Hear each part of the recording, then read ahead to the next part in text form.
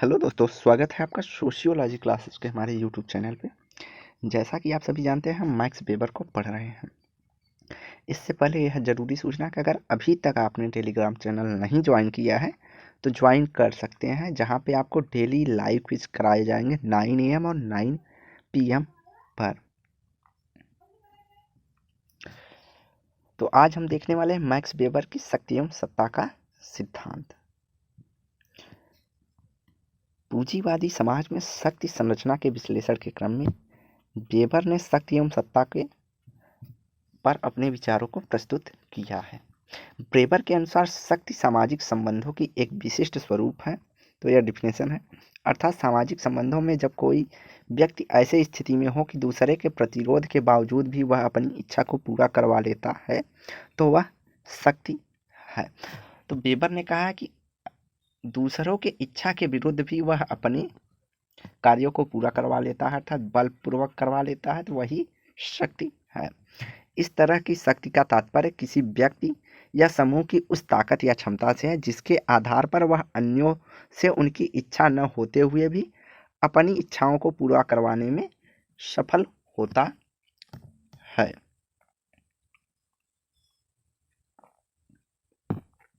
तो वेबर कहते हैं शक्ति वही है कि व्यक्ति दूसरों की इच्छा न होने के बावजूद भी अपनी इच्छानुसार उससे कार्य करवा ले। वह शक्ति समूह के पास भी हो सकती है, व्यक्ति के पास भी हो सकता है। मानव समाज में यह शक्ति दो स्वरूपों में प्रयुक्त होती है, एक वैध शक्ति, एक अवैध शक्ति। तो शक्ति का वैध रूप ही सत्ता कहलाती है। इन्होंने कहा जब शक्ति को वैधता प्राप्त हो जाती है तो उसे हम सत्ता कहते हैं। दूसरे शब्दों में दूसरे व्यक्ति के व्यवहारों को व्यवस्थित या नियंत्रित तथा उनके संबंध में निर्णय लेने में मान्यता प्राप्त अधिकारों को या शक्ति के वैधता युक्त प्रयोग या को ही सत्ता कहते हैं। तो इन्होंने कहा है कि वैध शक्ति वह होगी जहां पर एक नियम होगा, व्यवस्थित तरीके से होगा और तथा कुछ समाज द्वारा या संबंधों के द्वारा मान्यता प्राप्त अधिकारों के अनुसार व्यक्ति कार्य करता है, तो वह वैध युक्त शक्ति कहलाता है। और जब शक्ति को वैधता प्राप्त हो जाती है तो हम उसे सत्ता के नाम से जानते हैं। वेबर ने सत्ता व्यवस्था के अस्तित्व के लिए निम्न तत्वों को आवश्यक माना है। तो यह पॉइंट मोस्ट इंपॉर्टेंट है। कोई शासक अथवा शासकों का समूह, कोई शासित व्यक्ति जिन पर शासन किया जाता हो। एक व्यक्ति शासक होगा और दूसरा होगा शासित जिस पे शासन किया जाना है। तो यह दो चीज अनिवार्य है। केवल शासक रहेगा फिर भी उसके पास सत्ता नहीं मानी जाएगी कि वह किस पे शासन करेगा, और केवल शासित भी रहेगा तो उस पे शासन करने वाला नहीं रहेगा तो वह भी सत्ता नहीं कही जाएगी। इसके अलावा शासित लोगों के व्यवहार को प्रभावित करने की शासक की इच्छा जो आदेशों के माध्यम से व्यक्त होता है। तो इन्होंने कहा कि शासित लोगों के व्यवहार को प्रभावित करने की शासक की इच्छा ही आदेशों के माध्यम से व्यक्त की जाती है। दूसरा, शासित द्वारा प्रदर्शित आज्ञा का पालन के रूप में शासकों का प्रभाव प्रमाण। अगला है, इस बात में प्रत्यक्ष या परोक्ष प्रमाण की शासित लोगों की स्वेच्छा से वैधता प्रदान करके शासन आदेशों का पालन किया जाता है। अब हम वैध सत्ता को उदाहरण के तौर पे देखते हैं। अब जैसे प्रधानमंत्री हो गया किसी देश का, तो वह वैध शक्ति के माध्यम से वहां की जनता पर शासन करता है और इसमें जो है प्रत्यक्ष या परोक्ष रूप से वह एक दूसरे से जुड़े हुए होते हैं। अगर प्रधानमंत्री ने जो नियम कानून पारित कर दिया या संसद ने जो नियम कानून पारित कर दिया है उसे जो शासित लोग हैं उनको पालन करना ही पड़ेगा। स्पष्टतः किसी सत्ता व्यवस्था में कुछ आदेश देते हैं, शेष उनका पालन करते हैं। साथ ही जो आदेश देते हैं वह यह उम्मीद करते हैं कि उनके आदेशों का पालन हो, क्योंकि जो आदेश देते हैं और जो पालन करते हैं वे दोनों ही प्रक्रिया के सही होने के बारे में सुनिश्चित विश्वासों में भागीदारी करते हैं। जैसे जनता का प्रधानमंत्री के प्रति यह भागीदार है कि वह जनता के हित में ही फैसले लेंगे या देश के हित में ही फैसले लेंगे। तो इस अनुसार से जो है आदेश का पालन किया जाता है। सही होने के बारे में सुनिश्चित विश्वासों की भागीदारी करते हैं, अर्थात सत्ता वैध ठहराते हैं, अर्थात नियमों को शक्ति को वैध मानते हैं।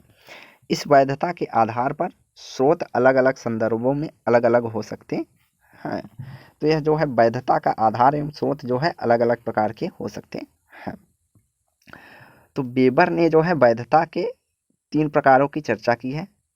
वैधता के स्रोत की सत्ता को 3 प्रकार से वैधता प्राप्त किया जा सकता है। पहला इन्होंने तर्क विधिक वैधता या तार्किक वैधता के नाम से जानते हैं, या वैधता के अनुसार इसे तार्किक विधिक सत्ता भी कह सकते हैं। तो यह तार्किक आधार पर निर्मित नियम कानून अर्थात वैधानिक व्यवस्था में विश्वास आधारित करता होता है और उन लोगों के अधिकार को दर्शाता है जो शासकीय सत्ता के विधानों में कार्य करते हैं। जैसे कि वर्तमान में भारत सरकार कार्य करती है, वह तार्किक या वैध सत्ता के अंतर्गत शामिल किया जाएगा। दूसरा हो गया परंपरागत वैधता या परंपरागत सत्ता कह सकते हैं। यह परंपराओं या परंपरागत मान्यताओं को पवित्र मानने में विश्वास पर आधारित होती है और उन लोगों के अधिकार का घोतक है जो परंपरा के बल पर आदेश करने का दावा करते हैं। अर्थात किसी परंपरागत समाज में मुखिया का होना, जैसे परिवार का मुखिया हमेशा पिता ही होते हैं, यह एक परंपरा चली आ जाती है और परंपरा के आधार पर उन्हें यह सत्ता प्राप्त होती है या शक्ति प्राप्ति होती है कि वह अपने परिवार के सभी सदस्यों को कंट्रोल रखें या उन पे शासन या उन्हें आदेश दे सकें। इसके बाद आ जाता है अब परंपरागत वैधता, राजा इसका उदाहरण प्रमुख है और छोटे लेवल पर देखा जाए परिवार में मुखिया। दूसरा अगला आ गया करिश्माई वैधता। यह किसी व्यक्ति के चमत्कारी गुण अथवा अद्भुत व्यक्तित्व के रूप में उस व्यक्ति के प्रति उनके अनुयायियों की भक्ति भावना पर आधारित होता है। तो करिश्माई वैधता या करिश्माई शक्ति के रूप में हम जैसे गौतम बुद्ध को मान सकते हैं कि गौतम बुद्ध के करिश्माई व्यक्तित्व से प्रभावित होकर उनके अनुयायी उनके भक्ति भावना करते हैं। वेबर के अनुसार पहले प्रकार की वैधता व्यवस्था में के प्रति समर्पण की प्रवृत्ति वैधानिक रूप से स्थापित निर्वैयक्तिक व्यवस्था से जुड़ी है अर्थात नौकरशाही, जबकि दूसरे या तीसरे प्रकार की में यह किसी व्यक्ति से संबंध होता है। वेबर कहते हैं जो तार्किक या तर्क विधिक सत्ता होती है या वैधता होती है वह एक व्यवस्था से जुड़ी होती है, उसमें पूरा सिस्टम जुड़ा हुआ होता है, जैसे कि नौकरशाही व्यवस्था या भारत सरकार की व्यवस्था। दूसरा जबकि इन्होंने बताया है दूसरे तीसरे में जो है व्यक्ति की प्रधानता होती है अर्थात व्यक्ति से जुड़ी हुई वह व्यवस्था होती है, जैसे परिवार का मुखिया और राजा और गौतम बुद्ध, ये सब क्या है व्यक्ति विशेष है। सत्ता के प्रकार, वैधता के प्रकारों के आधार पर सत्ता को 3 प्रकारों की चर्चा की गई है, तर्क विधिक सत्ता, परंपरागत सत्ता या करिश्माई सत्ता। तो इसकी भी व्याख्या लगभग उसी अनुसार है। तो तर्क विधिक सत्ता का निरूपण लक्ष्य उन्मुख तार्किक क्रिया होते हैं और जो तार्किक आधार पर निम्नलिखित लिखित कानूनों एवं नियमों पर आधारित होते हैं। तो तार्किक विधिक सत्ता जो है लिखित सबसे बड़ी विशेषता होती है कि यह लिखित कानून एवं नियमों और एक व्यवस्थित संगठन के रूप में कार्य करता है।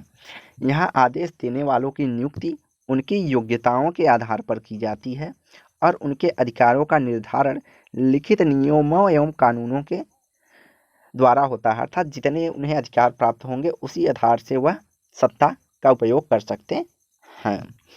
चूंकि शासित और इन कानूनों एवं नियमों को मान्यता देता है शासन या शासित, जैसे प्रधानमंत्री राष्ट्रपति इसी नियमों को मान्यता देंगे, इसलिए या संसद को रख लीजिए, इसलिए आदेश देने वालों के आदेशों का पालन करना वे अपना कर्तव्य समझते हैं।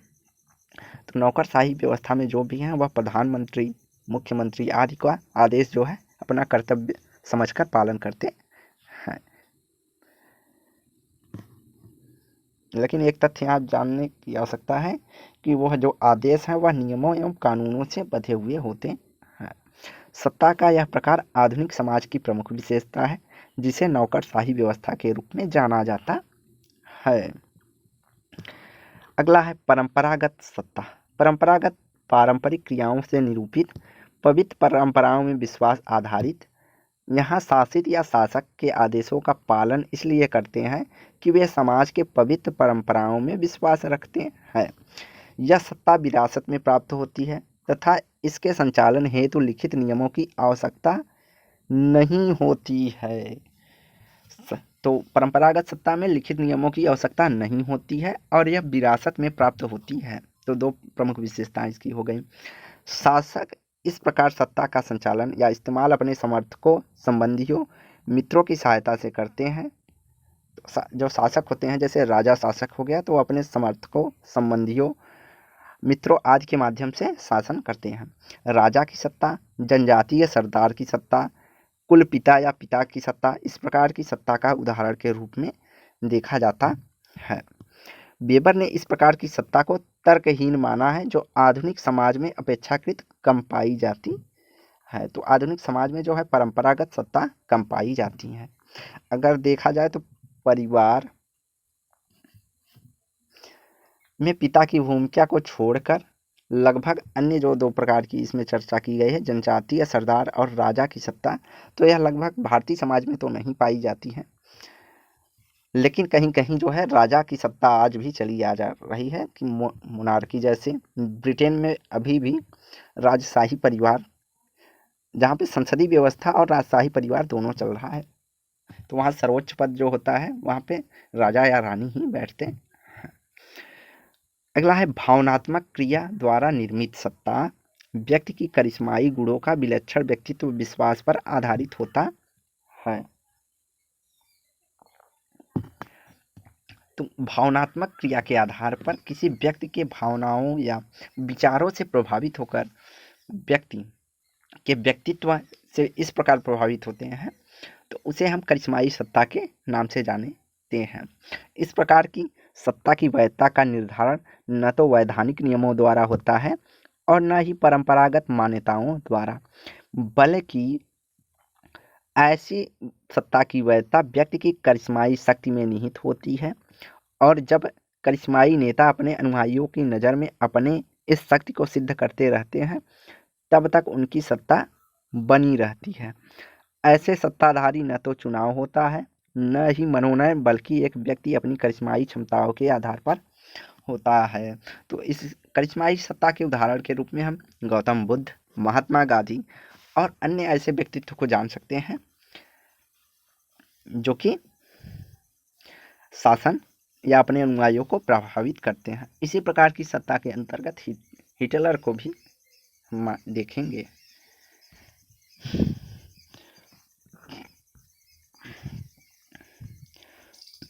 इस आधार पर विश्वास जमा लेते हैं, वही उन्हें जननायक जैसे पैगंबर, तांत्रिक, गांधी, लेनिन, हिटलर आदि जो है के व्यक्तित्व से प्रभावित होकर उनके कई हजारों लाखों में अनुयायी थे। अब आइए देखते हैं इनका आलोचनात्मक मूल्यांकन क्या है। तो वेबर की सत्ता संबंधी उपरोक्त विचारों की कई आलोचनाएं भी हुई हैं।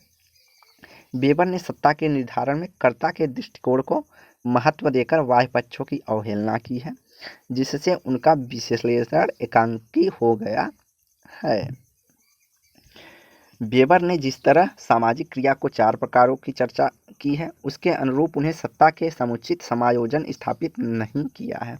तो इन्होंने कहा कि जो क्रिया के चार प्रकार की बात इन्होंने की थी, उस आधार पर इन्होंने सत्ता को जो है व्याख्यात नहीं कर पाए हैं। साधारणतः सामाजिक क्रिया के संदर्भ में सत्ता के चार प्रकार होने चाहिए। तो इन्होंने चार प्रकार की क्रियाओं की चर्चा की है, तो उसी प्रकार चार प्रकार के सत्ता भी होनी चाहिए, ऐसा आलोचकों का मानना है।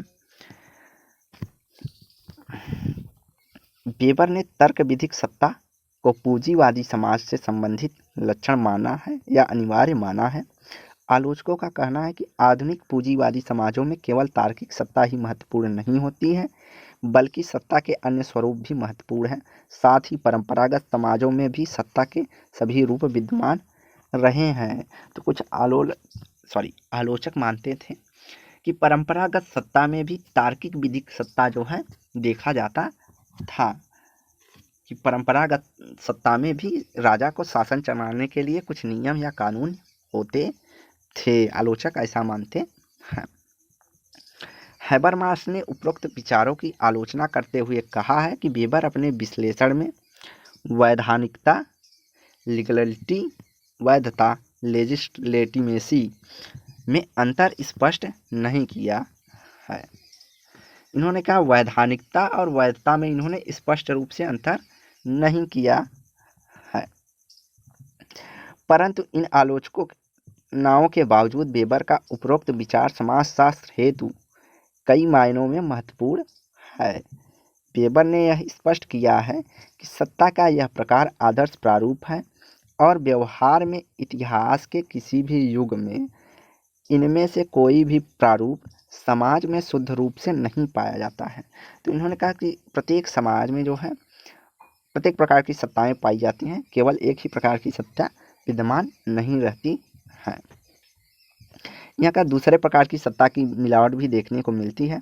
अतः सिद्धांत के धरातल पर सत्ता के इन विधिक रूपों का प्रयोग सामाजिक अनुसंधान हेतु एक पद्धति के रूप में होना चाहिए, न कि सामाजिक जीवन की यथार्थ घटनाओं के वर्गीकरण के लिए। तो यहाँ पे कहा गया है कि जो इनका जो ये सिद्धांत है उसको हम यथार्थ रूप में न देखकर एक पद्धति के रूप में या अनुसंधान या रिसर्च के लिए प्रयोग किया जाना चाहिए। वेबर ने सत्ता के विश्लेषण और उसे वैधता प्रदान करने वाले आधार की दृष्टि से किया है। वेबर का यह विश्लेषण शासन के संगठन के वाय पक्ष को ध्यान में रखकर किए गए सत्ता व्यवस्था या शासन प्रणाली के परंपरागत विश्लेषण जैसे राजतंत्र, लोकतंत्र, निरंकुश तंत्र पर नए सिरे से विचार करने हेतु एक अंतर्दृष्टि या आधार या एक विचारधारा प्रदान करता है। निष्कर्षतः हम यह कह सकते हैं कि वेबर ने उपरोक्त विचारों के आधार पर सत्ता की संरचना के विश्लेषण को वैधता आधारित करके वैधता के निर्धारण में कर्ता के दृष्टिकोण को महत्व देकर समाजशास्त्री अनुसंधान के क्षेत्र में आगामी विचारकों के लिए एक नया आयाम प्रस्तुत किया है। शक्ति पर बाहुल्यवादी विचारकों के विचारों में वेबर के प्रभाव को स्पष्ट रूप से देखा जाता है। तो वेबर जब आए तो इन्होंने समाजशास्त्र में एक नई पद्धति पर जोर देकर नए तरीकों के सिद्धांतों और धारणाओं का प्रतिपादन करके समाजशास्त्र के क्षेत्र में क्रांति लाई थी। अगली अवधारणा है इनकी नौकरशाही। तो नौकरशाही को इन्होंने किस सत्ता के अंतर्गत रखा है? तार्किक या तर्क विधिक सत्ता के अंतर्गत। तो जर्मन समाजशास्त्री वेबर ने आधुनिक समाज के कार्य प्रणाली पर सत्ता संरचना के विश्लेषण के क्रम में तार्किक क्रिया के संस्थागत स्वरूप और तर्क विधिक सत्ता के उदाहरण के रूप में नौकरशाही के आदर्श प्रारूप को प्रस्तुत किया है। वेबर कालीन जो पूंजीवादी समाज था उसमें शक्ति की जो संरचना के विश्लेषण को इन्होंने मार्क्स के संपत्ति संबंधों पर आधारित किया था और कहा कि उत्पादन के साधनों पर स्वामित्व और वंचितता के आधार पर समाजों को दो वर्गों में विभक्त किया जाता है, पूंजीपति और श्रमिक। नौकरशाही या राज्य नौकरशाही पूंजीवादी समाज में पूंजीपति वर्ग के हितों को सिद्ध करते थे और पूंजीपतियों द्वारा श्रमिकों के शोषण के माध्यम के रूप में कार्य करते थे। तो वेबर का क्या मानना था कि जो है पूंजीवादी या पूंजीवाद के समय जो है नौकरशाही व्यवस्था जो थी वह पूंजीपतियों के हित में कार्य करती थी और शोषण के साधन के रूप में कार्य करते थे। जैसे उदाहरण के तौर पे जमींदार भारतीय समाज में देखे जाते थे, लेकिन वसूली का कार्य करने कौन जाता था? उनका मुनीब के साथ कुछ उनके लठैत। तो यह सब क्या करते थे? जनता का शोषण करते थे या शोषण करने के जमींदार के साधन थे। उसी तरह इन्होंने कहा पूंजीवादी में जो है नौकरशाही व्यवस्था या जो नौकरशाही व्यवस्था से संबंधित लोग थे वह श्रमिकों का शोषण करने के साधन थे। मार्क्स का मानना क्या था कि नौकरशाही व्यवस्था पूंजीवादी समाज में की अस्थायी विशेषता है और यह साम्यवादी व्यवस्था के आगमन के साथ समाप्त हो जाएगी। तो तो मार्क्स ने कहा था कि वर्ग चेतना आएगी, श्रमिक क्रांति करेंगे, वर्ग संघर्ष करेंगे, वर्ग संघर्ष के माध्यम से उत्पादन के साधनों पर अपना अधिकार करेंगे, और अधिकार के माध्यम जब सब श्रमिकों का अधिकार हो जाएगा तब साम्यवाद व्यवस्था आएगी या समाजवाद व्यवस्था आएगी। लेकिन ऐसा प्रतीत नहीं होता है। वेबर कहा, मार्क्स के इस विचार से असहमत होते हुए कहा कि नौकरशाही व्यवस्था को आधुनिक औद्योगिक समाज की अनिवार्य विशेषता मानते हुए इसको सकारात्मक संदर्भ में प्रस्तुत कर कहा कि तार्किक आधुनिक समाज का सार तत्व है। तो वेबर ने जो है साम्यवाद की विचारधारा से मार्क्स के असहमत थे और कहा कि जो नौकरशाही व्यवस्था है यह आज पूंजीवादी आधुनिक पूंजीवादी समाज में जो है सकारात्मक आधार पैदा करता है किसी औद्योगिक समाज के लिए, जिसको सामाजिक जीवन के सभी क्षेत्रों में तार्किक क्रिया बढ़ती हुई भूमिका के रूप में देखा जा सकता है। इन्होंने कहा नौकरशाही जो है सामाजिक जीवन के सभी क्षेत्रों में एक तार्किक क्रिया के भूमिका के रूप में कार्य करता है। यह तार्किकता न केवल सत्ता के संबंधों में या तर्क विधिक सत्ता के रूप में दृष्टिगत होती है, अपितु सरकारी गैर सरकारी संगठनों के संगठनिक क्रियाकलापों में भी दिखाई देती है। तो इन्होंने कहा सरकारी तथ्य में तार्किक विधिक सत्ता के रूप में नौकरशाही की तरह कार्य होता है। प्राइवेट संस्थानों में भी इसी तरह के कार्य या सदस्य देखने को मिलते हैं, जहां संगठन के सदस्य का लक्ष्य उन्मुख तार्किक क्रिया तार्किक सत्ता नियमों एवं कानूनों पर आधारित सत्ता होती है के अधीन संगठन के लक्ष्यों के प्राप्ति हेतु मिलजुल कर कार्य करने का प्रयास होता है। अर्थात मैनेजर जो है वह भी उस कंपनी के हित में या उसके लक्ष्यों में पूर्ति के लिए कार्य करता है और श्रमिक जो भी है उस कंपनी के लक्ष्य को पूर्ति के लिए कार्य करता है। इसी तरीकों यह कार्य का यह तरीका नौकरशाही व्यवस्था कहलाती है। इस तरह नौकरशाही व्यवस्था एक प्रकार का स्वैपानिक संगठन है जिसका उद्देश्य बड़े पैमानों पर सांगठनिक प्रशासनिक कार्यों को चलाने के लिए अनेक कर्मचारियों को काम की तार्किकता के रूप में समन्वित करना है। तो नौकरशाही एक व्यवस्था है, अनेक कर्मचारियों को एक साथ जोड़कर कार्य चलाने प्रशासनिक कार्य चलाने के रूप में कार्य करता है। इस व्यवस्था को में दफ्तर में कार्य संचालन हेतु अधिकारियों एवं कर्मचारियों का चयन एक निश्चित प्रक्रिया एवं योग्यता के आधार पर किया जाता है और इन्हीं आधारों पर कर्मचारियों के कार्यक्षेत्र कानून तथा प्रशासनिक नियमों द्वारा निश्चित रूप से परिभाषित किए जाते हैं। तो इन्होंने कहा जिस व्यक्ति की जिसकी जैसी क्षमता होगी उसी आधार पर उसे कार्य प्रदान किया जाता है, जिसके लिए कुछ नियम कुछ कानून का प्रयोग या पालन करके उनकी नियुक्तियां की जाती हैं, अर्थात उनकी क्षमता के अनुसार ही उन्हें कार्य किया जाता है। अधिकारी एवं कर्मचारी संगठन के लक्ष्य की प्राप्ति में लगे होते हैं। नौकरशाही पर वेबर के उपरोक्त आदर्श प्रारूप के तत्वों में यह लक्षण निम्न बिंदुओं के अंतर्गत देखा जा सकता है। पहला, नौकरशाही व्यवस्था संगठनों के कार्यों को लगातार संचालित करने की एक गतिशील संगठन है। दूसरा, इससे निश्चित नियमों की एक व्यवस्था पाई जाती है। तो यह नौकरशाही की विशेषता के रूप में देखा जाता है, जिसके द्वारा कर्मचारियों एवं अधिकारियों के कार्य क्षेत्रों को स्पष्ट रूप से परिभाषित किया जाता है। तो पहला, एक गतिशील संगठन के रूप में। दूसरा, एक ऐसी व्यवस्था जिसमें सभी अधिकारियों की भूमिकाओं या कार्य क्षेत्रों को स्पष्ट किया जाता है। तीसरा, प्रशासन का नियमानुसार संचालन या प्रशिक्षित व्यक्तियों द्वारा किया जाता है, अर्थात जो कार्य करना है वह व्यक्ति जो है कुशल व्यक्ति और नियम के अनुसार किया जाता है, अर्थात व्यक्ति की भूमिका के आधार पर कार्य या उसकी योग्यता के आधार पर कार्य निर्धारित होते हैं। यहाँ इच्छुक व्यक्ति अपनी योग्यता परीक्षा उत्तीर्ण कर एवं प्रशिक्षण प्राप्त करके उपयुक्त पद प्राप्त करते हैं। चौथा, इस पदों में स्वपानिक व्यवस्था पाई जाती है, अर्थात एक क्रम पाया जाता है जहाँ पे उच्च अधिकारी द्वारा आदेश देने पर अधीनस्थों द्वारा पालन करना आवश्यक है। जैसे डीएम के द्वारा कोई आदेश दिया जाता है तो उसके नीचे SDM, BOD, BDO, ग्राम पंचायत जो भी अधिकारी हैं सबको उनका पालन करना पड़ेगा। 5वां, इसमें प्रत्येक कार्य का निर्माण लिखित दस्तावेज में होता है। गोपनीयता के सिद्धांत का पालन किया जाता है।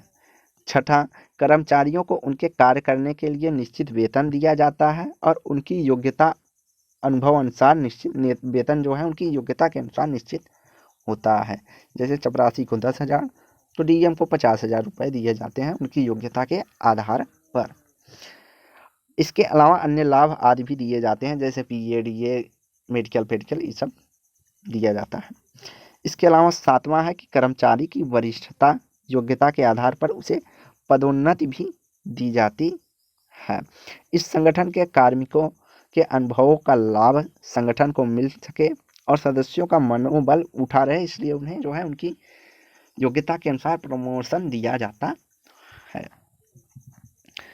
8वां विशेषता इसका है कि इसमें कार्यालय के कार्यकलापों में निजी मामलों को अलग रखा जाता है, अर्थात तटस्थता के अनुसार नियमानुसार उसे अपेक्षा की जाती है कि वह व्यक्तिगत पसंद और नापसंद को दरकिनार करके ईमानदारी और निष्पक्षता के साथ अपने कार्यों का वहन करे। 9वीं इसकी विशेषता यह है कि यहाँ अधिकारियों का उत्पादन के साधनों से पूर्ण पृथक्करण होता है, अर्थात अधिकारियों का उत्पादन के साधन पर नियंत्रण नहीं होता है। अर्थात संगठनों के कार्यों को पूरा कराने के लिए प्रत्येक कर्मचारियों को अनेक प्रकार के साधनों जैसे आवास आदि प्रदान किए जाते हैं, जिन पर इनका स्वामित्व का अधिकार नहीं होता है। अर्थात उन्हें जो भी साधन दिए जाते हैं, गाड़ी, मोटर, रहने के लिए घर, तो उन पे जो अधिकारी होते हैं उनका जो है स्वामित्व नहीं होता है, उस पर स्वामित्व जो है संगठन का होता है या सरकार का होता है। वे उन साधनों का स्वामित्व का प्रयोग केवल अपने कार्यों के संपादन हेतु ही करते हैं। तो वेबर के नौकरशाही के लाभ व प्रकार क्या हैं? तो वेबर ने अपने नौकरशाही के आदर्श प्रारूप को आधुनिक औद्योगिक समाज के सांगठनिक क्रियाकलापों के संपादन हेतु एक श्रेष्ठ साधन के रूप में प्रयुक्त किया है और इस रूप में उन्होंने वेबेरियन नौकरशाही के कई लाभ देखे। जैसे इसका सबसे बड़ा लाभ यह है कि यह बहुत बड़ी मशीनों के रूप में संगठन या सरकार के सभी कार्यों का निष्पादन करता है और आधुनिक लोकतांत्रिक सरकार एवं जनता के बीच महत्वपूर्ण कड़ी के रूप में कार्य करता है। तो नौकरशाही है कि जो जनता और सरकार के बीच में एक कड़ी के रूप में कार्य करता है। जैसे कि अगर आपको कोई कार्य करवाना है, आम जनता है, तो आप सीधे सरकार के पास न जाकर उस संस्था से जुड़े किसी नौकरशाही या अधिकारी के पास जाते हैं, वहाँ से अपना कार्य करवाते हैं। इसके चूँकि प्रत्येक व्यक्ति का चयन उसकी योग्यता के आधार पर होता है, तो उन्हें अपने कार्यों के निष्पादन हेतु विशेष प्रकार का परीक्षण दिया जाता है और यह अधिकारियों एवं कर्मचारियों की कार्यकुशलता में वृद्धि करती है। तीसरा है कि इस व्यवस्था में अधिकारियों व कर्मचारियों के कार्यों का वितरण उनकी योग्यता एवं प्रतिभा के आधार पर किया जाता है।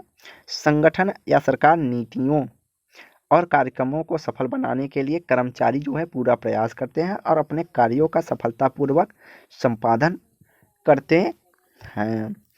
अगली लाभ यह है कि इसमें जो है चयन, पदोन्नति योग्यता वरिष्ठता के आधार पर होती है। प्रत्येक कर्मचारियों के ऊपर उठने के समान अवसर मिलता है, अर्थात समान पदोन्नति के समान अवसर प्रदान किए जाते हैं। फलतः सभी कर्मचारी लगन एवं निष्ठा के साथ कार्य करते हैं ताकि उन्हें कम से कम समय में पदोन्नति प्राप्त हो सके। न केवल कर्मचारियों की कार्यकुशलता में वृद्धि होती है, बल्कि संगठन के उद्देश्य की पूर्ति में भी सहायता मिलती है।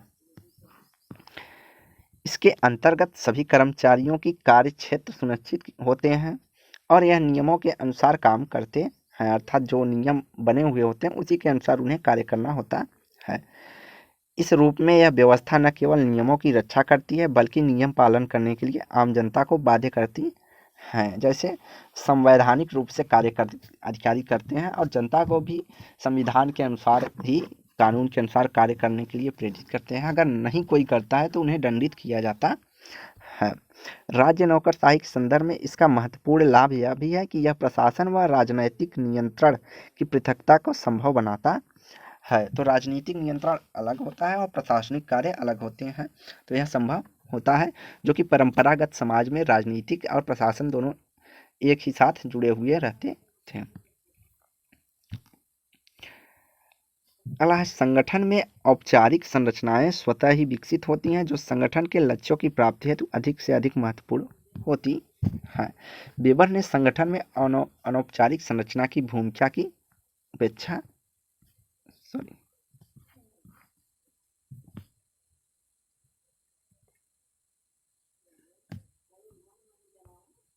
सॉरी गाइस, थोड़ा पीडीएफ में गड़बड़ेशन हो गया था। चूंकि यह समानता के सिद्धांत पर आधारित होता है, फलतः यह लोकतांत्रिक व्यवस्था में सख्त बनाता है। अगली विशेषता इसकी यह है कि व्यवस्था में चयन योग्यता के आधार पर और वेतन पद के अनुसार दिया जाता है। फलतः सामाजिक आर्थिक विभेद को दूर रखने में समानता लाने में सहायक होती है कि जिसकी जितनी योग्यता होगी उसके अनुसार उसे वेतन मिलेगा। इसे प्रशासन के साधनों के एकत्रीकरण पर बल दिया जाता है, अर्थात सभी को एक साथ मिलाकर रखा जाता है। अब नौकरशाही की क्या हानियां हैं? तो नौकरशाही के उन परिणामों का वर्णन किया जो कि सामाजिक व्यवस्था के दुष्प्रकार के रूप में घटित होते हैं। इस व्यवस्था में चूंकि व्यक्ति को नियम अनुसार कार्य करना होता है तो वह नवीनता की संभावना कम हो जाती है। फलतः व्यक्ति की सूझबूझ, सृजनात्मक शक्तियों का विकास जो है रुक जाता है। इसके अंतर्गत जो है सभी कर्मचारियों को एक निश्चित वेतन या अन्य सुविधाएं दी जाती हैं। उनकी नौकरी अस्थायी होती है। फलतः उन्हें कार्यरत सभी कर्मचारी सुविधाभोगी, शांति व सुरक्षा के आदी हो जाते हैं। इसमें व्यक्ति नियमानुसार कार्य करते करते नियमों का दास अर्थात यंत्रवत बन जाता है। फलतः यह उन मूल्यों से अलग हो जाता है जो मानव जीवन के प्रदान करते हैं, अर्थात सामाजिक अलगाव के रूप में देखा जाता है। चूंकि नौकरशाही के संदर्भ में वेबर ने इस व्यवस्था में निहित दो खतरों की चर्चा की है, वह है कि इसमें कार्यों का संचालन पूर्व निर्धारित नियमों के अनुसार होता है। फलतः यह व्यवस्था संकट के समय अनुपयुक्त हो जाती है या अनुपयुक्त होती है। वहीं पूंजीवादी समाज में बड़े अधिकारी पूंजीपतियों के दबाव या आर्थिक लाभ प्राप्ति की इच्छा के कारण अपने कार्यों का पूंजीपतियों के पक्ष में संपादित कर सकते हैं, और इसी को हम कह सकते हैं भ्रष्टाचार, जो कि वर्तमान समय में अधिक से अधिक देखी जा सकती है। उपरोक्त दुष्प्रकारियों की चर्चा के दौरान वेबर ने नौकरशाही व्यवस्था के प्रति सकारात्मक दृष्टिकोण रखा है। इन दो खतरों को टालने के लिए मजबूत संसदीय नियंत्रण का सुझाव प्रस्तावित करते हैं वेबर। आलोचना एवं मूल्यांकन। आलोचना और मूल्यांकन के अंतर्गत वेबर द्वारा प्रस्तावित जो है नौकरशाही के प्रस्तावित आदर्श प्रारूप की कई आलोचनाएं की गई हैं। मर्टन आलोचना करते हुए कहते हैं कि वेबर अपने विश्लेषण में दुष्प्रकारियों की उपेक्षा की है, जैसे नौकरशाही के कठोर अनुशासन के कारण भय, रूढ़िवादिता, अनावश्यक नियमबद्धता की धारणा उत्पन्न होती है। तो इन जैसों की उपेक्षा करना मानते हैं कि वेबर इनकी कि जो कठोर अनुशासन होते हैं, दंड के नियम होते हैं, भय होते हैं, रूढ़िवादिता होते हैं, या भय दिलाकर व्यक्ति से अनुचित कार्य करना होता है। जैसे आपकी हिंदी फिल्मों में देखे होंगे कि कानून का डर दिखाकर लोग गलत, जो सही व्यक्ति है उससे गलत कार्य करवा लेते हैं। तो ये सब बातें हैं जो मर्टन कहते हैं कि इन्होंने नौकरशाही व्यवस्था की इन सब बातों की जो है और ध्यान नहीं दिया, अर्थात उपेक्षा की है। वेबर के नौकरशाही के लक्षण में इसकी अकुशलता एवं अपर्याप्तता का कारण है, क्योंकि इसका कारण संगठन में तनाव की स्थिति उत्पन्न होती है। अधिकारी अपने केवल नियमों का दास बनकर रह जाता है। इससे यह लक्षण पदाधिकारियों के अहम केंद्रित एवं घमंडी बना देता है। वे अपने हितों की रक्षा के लिए अन्य कर्मचारियों एवं अधिकारियों या संगठनों के हितों को नुकसान पहुंचाने से भी नहीं चूकते हैं, अर्थात वे अपना व्यक्तिगत लाभ देखते हैं। तो वेबर ने इसकी चर्चा नहीं की है कि किस तरह अधिकारी जो है नियमों का दास बन जाता है, वह व्यक्तिवादी, अहमवादी या घमंडी हो जाता है। इन सब बातों की चर्चा वेबर नहीं करते हैं, ऐसा आलोचक मानते हैं। वेबर जो है उसके सकारात्मक पक्ष की बात करते हैं, नकारात्मक पक्ष की बात नहीं करते हैं। ब्रूम एवं सेल्जिक कहते हैं कि किसी भी संगठन में सेवा तथा कार्य से संबंधित नियमों की जानकारी पाकर कर्मचारी न्यूनतम अपेक्षित कार्य का मानदंड निर्धारित कर लेता है, जिससे उनकी कार्य क्षमता कम हो जाती है। तो ब्रूम और सेल्जिक कहते हैं कि कर्मचारी मान लेते हैं कि हमें केवल यही करना है और उसी अनुसार अपना कार्य करते हैं और अपनी जो कार्य क्षमता होती है उसका पूर्ण रूप से प्रयोग नहीं करते हैं। धीरे धीरे उनकी कार्य क्षमताएं जो है कम हो जाती हैं। वेबर द्वारा वर्णित नौकरशाही के लक्षण इस व्यवस्था के बाह्य क्रियाकलापों को तो स्पष्ट करते हैं, परंतु इस व्यवस्था के अंदर जो हित, विरोध, समझौता आदि की प्रक्रियाएं चलती हैं, इसका वर्णन नहीं करते हैं। अर्थात भ्रष्टाचार की बात वेबर नहीं करते हैं कि नौकरशाही में कितना भ्रष्टाचार होता है। अपने व्यक्तिगत लाभ अर्थात अपने रिश्तेदारों को लाभ पहुंचाना, समझौताएं, इन सब की चर्चा जो है वेबर नहीं करते हैं। आलोचक कहते हैं कि वेबर नौकरशाही के विश्लेषण में अंत तक दुविधा की स्थिति में रहे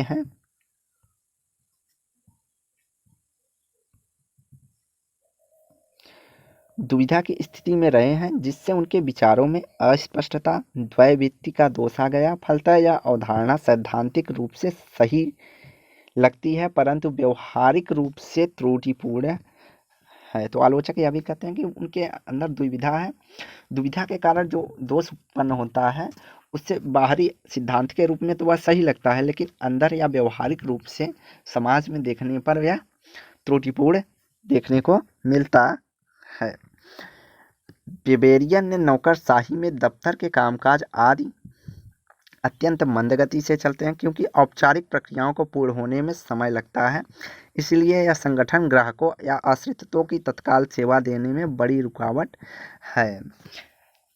तो आलोचक कहते हैं कि वेबर का जो नौकरशाही है वह दफ्तरी कामकाज में इतना लेट कर देता है। जैसे किसी ने पेंशन का फार्म भरा तो पता चला कि उसकी पेंशन उसके मरने के बाद आ रही है। तो ऐसी चर्चा होती है। ऐसा आप लोग खास करके अपने आसपास के वातावरण में देख सकते होंगे कि कोई कार्य है तो पेंडिंग डाल दिए तो 2, 4, 6 महीने दौड़ते रहिए, साल भर, 2 साल, 3 साल दौड़ते रहिए। तो यह नौकरशाही की खामियां हैं जिसकी चर्चा वेबर नहीं करते हैं।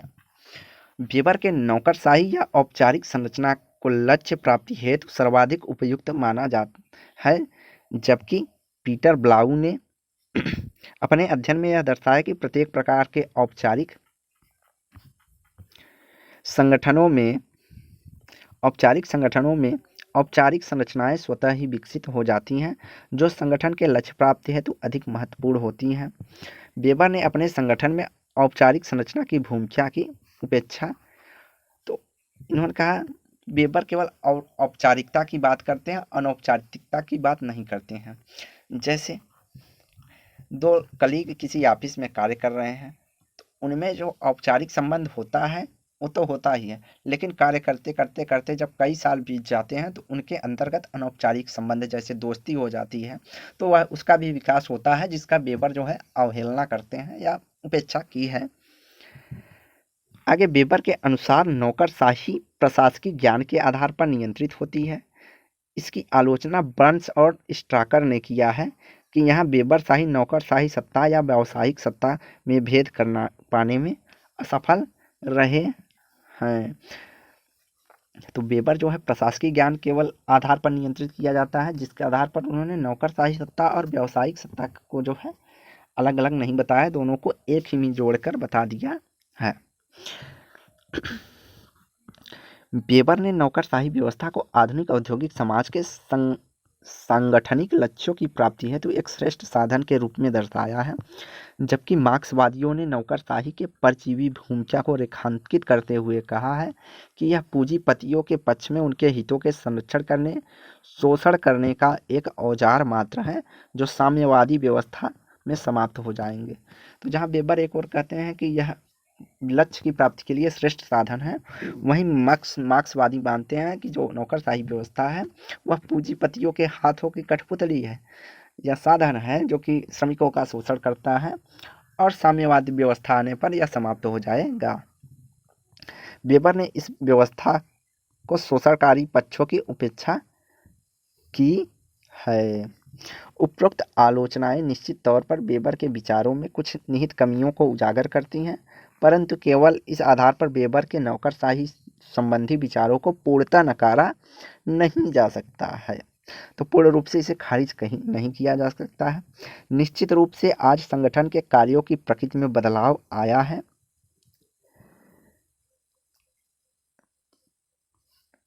फलतः कार्यों के तरीकों अर्थात नौकरशाही के स्वरूपों में बदलाव आवश्यक हो गया है और इस तरह की परिवर्तित क्रियाकलाप के विश्लेषण में वेबर का नौकरशाही उपरोक्त मॉडल बहुत उपयोगी नहीं रहा है।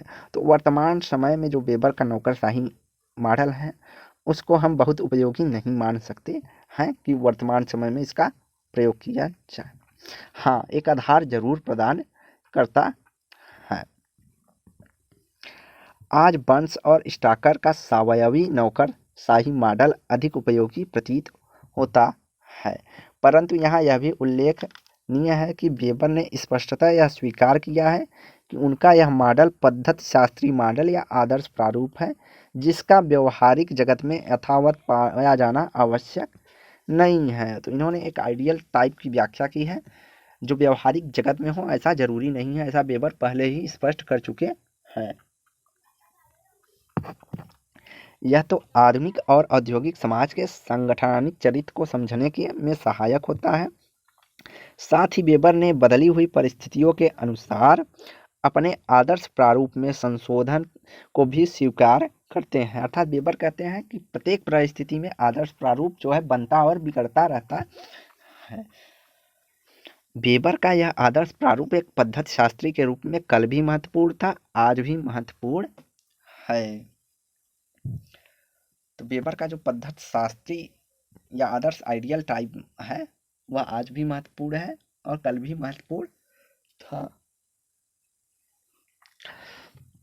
आगे वेबर पहले ऐसे समाजशास्त्री थे जिसने मार्क्स के विपरीत नौकरशाही की अवधारणा के नकारात्मक संदर्भ से बाहर निकालकर सकारात्मक संदर्भ को प्रस्तुत किया है। तो मार्क्स पहले समाजशास्त्री ने उससे पहले क्या था, मार्क्स नौकरशाही व्यवस्था को शोषणकारी संस्था मानते थे।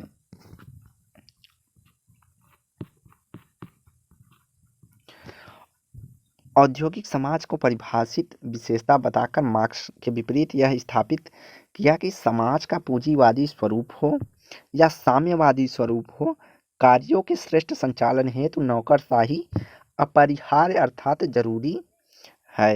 वेबर ने इस स्थापना की पुष्टि हेतु लेनिन, माओ जेतुंग द्वारा नौकरशाही व्यवस्था को थोड़े संशोधित रूप में स्वीकार किए जाने से भी होती है। आज दुनिया, तो लेनिन और माओ से तुंग की यहाँ चर्चा इसलिए की गई है, लेनिन रूस से संबंधित है और माओ से तुंग जो है चीन से संबंधित थे जिन्हें साम्यवादी देश के रूप में देखा जाता है। तो वहाँ भी ये व्यवस्थाएं देखने को मिलती हैं, लेकिन भले ही उसमें थोड़ा बहुत संशोधन किया गया हो।